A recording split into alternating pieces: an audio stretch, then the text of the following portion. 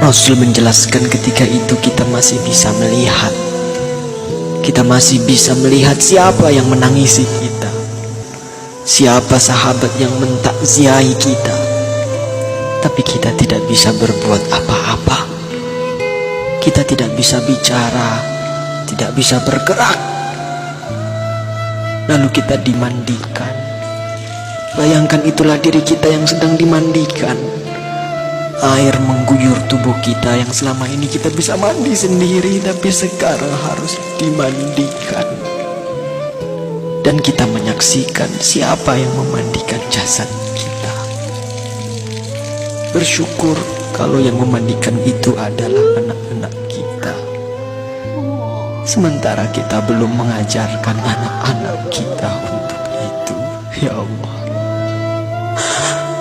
Kemudian kita dikafani, kemudian kita disolati, kemudian kita digotong, dibawa ke kuburan. Rasul menjelaskan kalau yang dibawa itu mayit yang soleh, maka mayit yang soleh itu akan berkata. Tapi ketika itu tidak ada seorang pun yang bisa mendengarnya, kecuali malaikat dan hewan-hewan. Manusia dan jin tidak bisa mendengar perkataan mayit. Rasul memberitahu kepada kita, mayit yang soleh itu akan berkata, Asri'ni ila baiti, ya Allah, percepat aku ya Allah, percepat aku ke rumahku ya Allah. Dia sudah melihat surga Allah. Dia sudah melihat surga karena kesolehan di dunia selama ini. Subhanallah. Tapi sebaliknya, ketika mayit itu mayit yang banyak maksiat, mayit yang selama di dunia suka mengumbar aurat, pembunuh, perusak, penipu, koruptor, ya Allah, mayit itu akan berkata, Aina tadhabun, mau dibawa kemana aku ini? Berhenti, berhenti. Tapi tidak ada yang mendengarnya. Ibunya tidak bisa mendengarnya, ayahnya tidak bisa menolongnya, teman-temannya tidak bisa berbuat apa-apa. Dan terus ia dibawa ke dalam kuburnya. Subhanallah. Saudara, semua kita akan masuk ke dalam galian lubang tanah 2 meter. Ketika itu kita masih bisa melihat untuk yang terakhir, siapa yang mengubur kita, siapa yang menutupi tubuh kita dengan tanah. Mungkin keluarga kita, mungkin tetangga-tetangga kita, atau sahabat-sahabat kita. Tapi begitu selesai kita dikubur,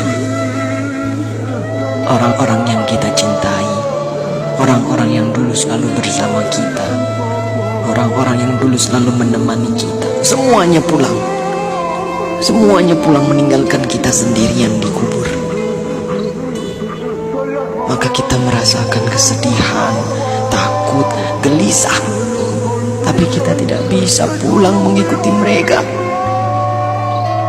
Kita hanya bisa mendengar langkah kaki mereka saat semua orang pulang meninggalkan kita sendirian di kubur. Astagfirullah. Di dalam kubur, darah, daging, tulang, belulang hancur. Sempit, gelap, rumah ular, rumah tanpa alas, rumah kesendirian. Tempat kita akan ditanyai perbuatan kita selama hidup di dunia. Itulah kubur. Saat itu tidak ada yang bisa menolong kita.